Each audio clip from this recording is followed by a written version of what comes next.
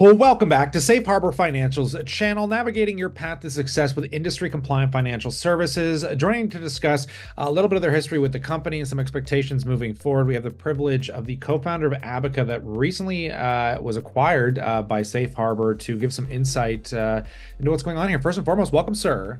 Well, thank you. I And I think appreciate being on this telecast. Yeah, a pleasure to get you on. I think I missed your name there, John Foley. We'll make sure No.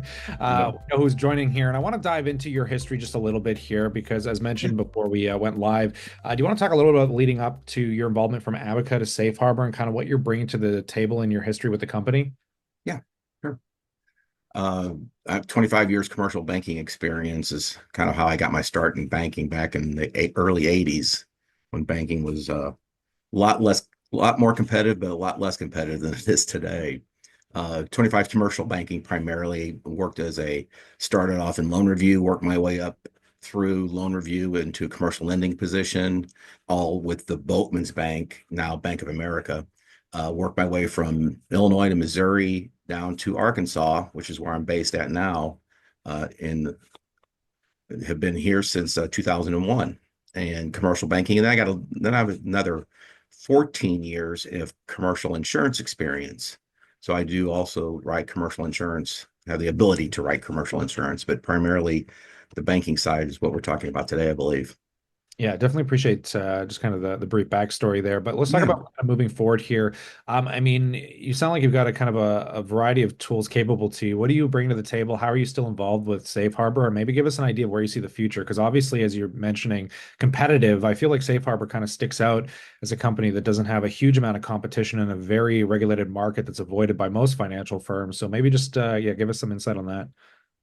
Will do. Yeah, and like you mentioned, Safe Harbor bought a company that myself and three other gentlemen started called Abaca, which we were in the compliance business. We didn't have the lending side, which is what Safe Harbor has really done a good job of. We've done a good job in Safe Harbor of growing and knowing how to underwrite cannabis banking for lending. And it's not as easy as what people might think. It's not like strip shopping center. You know what your tenants' rents are going to be because cannabis is all over the board. It's a growing industry, but it's also getting highly competitive in some of the markets.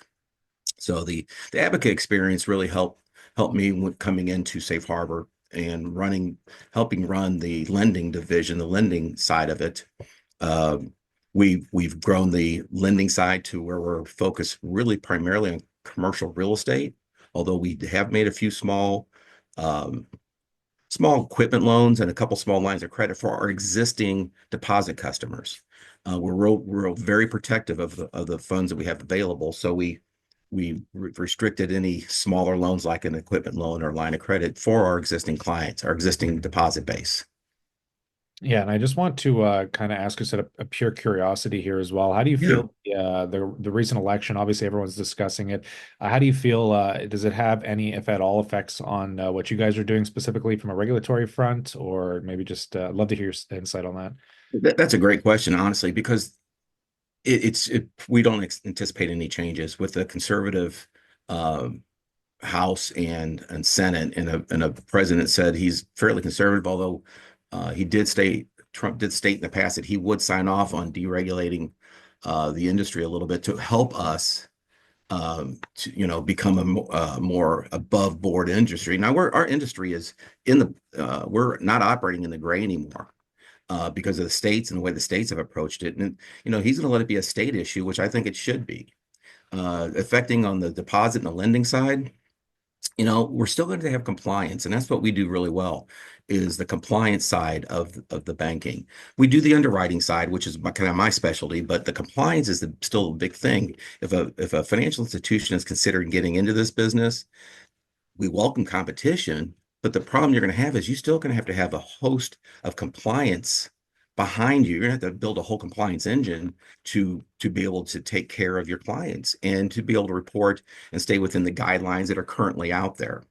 Yeah, no, for sure. I definitely appreciate all this as we pass it off to the viewers as well. We'd love to know what you think in that comment section and subscribe for future news catalysts as it hits the wire. We're going to bring it to you here. But on that note, as always, we look forward to catching you in the next one.